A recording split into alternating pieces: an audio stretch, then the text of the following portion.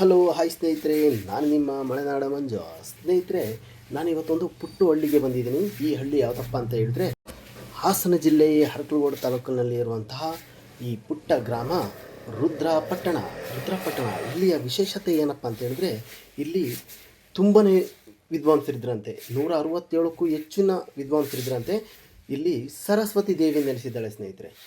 ನೋಡೋಣ, ಈಗ ಈ ಸರಸ್ವತಿ ದೇವಿ ನೋಡ್ತಾ ಇದ್ದೀರಾ. ಈಗ ನಾವಿಲ್ಲೊಬ್ಬರು ಸ್ವಾಮಿಗಳಿದ್ದಾರೆ, ಅವರನ್ನು ಮಾತಾಡ್ಸ್ಕೊಂಬರೋಣ ಬನ್ನಿ. ಇದ್ರ ಬಗ್ಗೆ ಏನು ಹೇಳ್ತಾರೆ ಕೇಳೋಣ. ಸ್ವಾಮಿಗಳ ಇದ್ರ ಬಗ್ಗೆ ನಮಗೆ ತಿಳಿಸ್ಕೊಡ್ತೀರಾ? ಇದು ರುದ್ರಪಟ್ಟಣ ಸಂಗೀತ ಗ್ರಾಮ.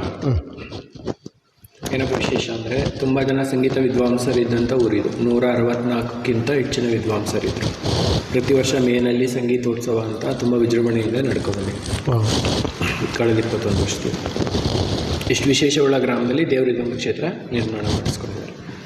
ತಂಬೂರಿ ಆಕಾರದಲ್ಲಿ ಧ್ಯಾನ ಮಂದಿರ ಇರೋಂಥದ್ದು. ಸಪ್ತಸ್ವರಗಳಲ್ಲಿ ದಾಸವರೇಣ್ಯ, ಸಂಗೀತದಲ್ಲಿ ದೈವ ಸಾಕ್ಷಾತ್ಕಾರ ಪಡೆದಂಥವರು.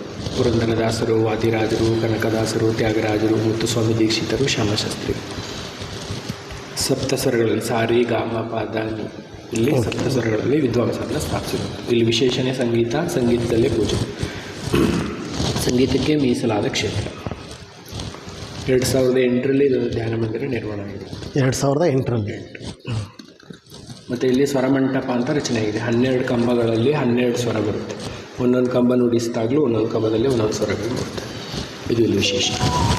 ಸ್ವಾಮಿಗಳೇ, ಇಲ್ಲಿ ನೆಲೆಸಿರುವಂಥ ವಿಶೇಷತೆ ಏನು? ಇಲ್ಲಿ ಏನಕ್ಕಾಗಿ ಇಲ್ಲಿ ನೆಲೆಸಿದ್ರು?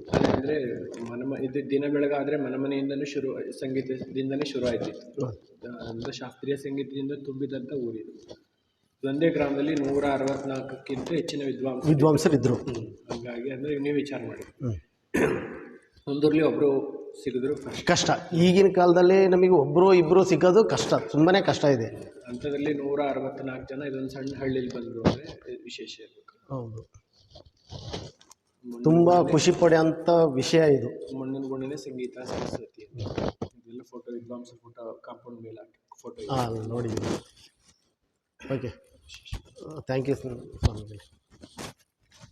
ಇಲ್ಲಿ ಸ್ವಾಮಿಗಳು ತಿಳಿಸ್ಕೊಂಡಿದ್ದಾರೆ. ಇಲ್ಲಿ ಸ್ವರ ಮಂಟಪ ಅಂತ ಒಂದು ಕಾಣ್ತದೆ, ಅದೇ ನೋಡಿ ಸ್ವಾಮಿ. ನೆಕ್ಸ್ಟ್ ವಿಡಿಯೋದಲ್ಲಿ ಆ ಸ್ವರ ಮಂಟಪವನ್ನು ನಾನು ಹಾಕ್ತೀನಿ, ನೋಡಿ ಸ್ನೇಹಿತರೆ.